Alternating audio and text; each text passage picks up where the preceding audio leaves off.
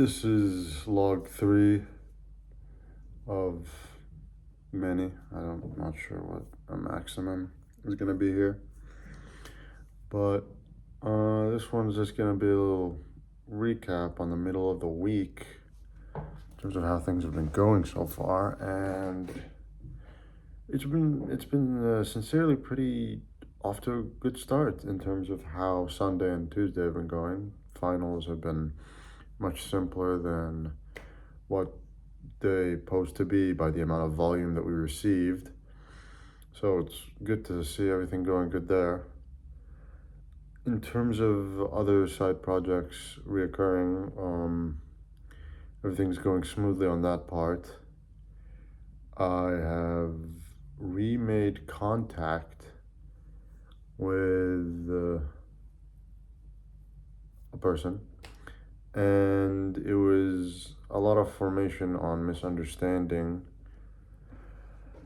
I don't know how to go about the matter, but it was mostly just a way of complexity that I just couldn't understand from the human perspective. You see it as such, but then it's a ridiculous view on the matter of point.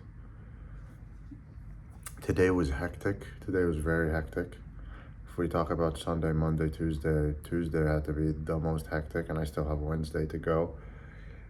So today came in at 7, and then I left at 5:30. Yes. And then I got home at 6:30-ish, and then meeting at 7. So I basically arrived at 7:30 because I could barely get home and relax. So I couldn't even take a shower. No, I had to go to the meeting, then take a shower after the meeting. It was ridiculous. I could barely start eating, and my leg was so bad from just the entire thing that it's 11. It's 11:30 p.m. That's ridiculous. It's 2 hours past when I'm meant to sleep, and I can't do anything about it except hopefully get up at 5 tomorrow, like every time, and just push through the hours. But yeah, overall, there's nothing I can really do except in terms of what I can say. People are really, really annoyingly hard. Like, why do people have to be so complex on trying to just understand them or to say something about them? You ask, you talk to somebody, right? And you try to talk to them, and you think everything is going smoothly. Then it goes downhill somehow. Maybe something you said, maybe a vibe you gave off. Maybe just a vibe you give off just automatically negates the entire thing. I don't get it. But overall, it's something that I've come to understand. It's just so much easier to talk to yourself. Like at this point, the cameras that I talk to, you just have to imagine there's someone behind the cameras. You talk to the cameras, and it's just so much easier. Any CCTV, anything. There's a spider. Oh, spider. Anything, and it's just easier to talk to people when it's behind. Not just that, but it's also easier to talk to people when they just don't exist at all. Like talking to myself has just been a much easier alternative than purely talking to anyone, apparently. I don't even understand the whole idea and logic of that. Wow. You have people, right? And then you have the requirement of getting to know someone, and that takes a while. And then you have the requirement of gaining that person's trust, and that takes a while. And then you have the requirement of blah, blah, blah. It's steps that go so long. And the idea of that is basic socialization. This is the most basic level of socializing ever. And I just find it way too difficult. I don't even know why. Out of everything that I could find difficult, socializing is... Oh, it doesn't get easier. It doesn't get easier. I mean, I'm trying to socialize. That's a plus. I mean, if we talk about how I was before to how I am now, It's the attempt of socialization that still is big, because if we consider the fact that I have a friend group of one, you don't really have much options.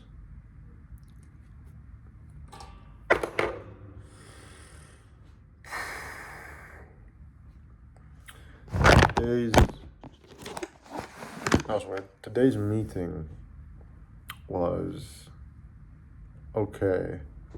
The reason I join, the reason I join words. The reason I enjoy NA is because the ability to hear people's past experience is just so much more fascinating, and it's so much easier. You know that whole stage where you have to talk to somebody to learn to trust, for them to open up to you? No, there's a massive skip. You join an NA meeting, there's a massive skip of openness, and obviously everything that's in the meeting stays in the meeting. But it's just that much easier to actually get to know people. And I'm not trying to get to know people to get to know people. I'm not trying to make friends or anything. No, it's merely the enjoyment of people's existence that is fascinating to me. The idea that there's a past of which I have no information or control of is a fascination. That there exists an experience out there, a proof of consciousness on the matter, that is there with no proof of reality towards that. So the guy could be lying for all I know, but that experience to him was real, and therefore to everyone else it becomes real. So that itself is just, it's like it's like a painting or an artwork. You're watching it being painted at the time. That's the best way I can describe it. Is you're watching literal paint be taken into the brush, and the brush slowly stroking on the canvas as it paints the picture. And you watch the process, and it is a beautiful process in which you see how the man in front of you was made today, how his experience shaped him to who he is now. That in itself is just something that I enjoy pursuing on the matter of human consciousness. Experience. The reason I live today, to experience. And then there's next semester. There's always next semester. There's hope that next semester will bring new opportunities and joy for many. Maybe me. 50-50.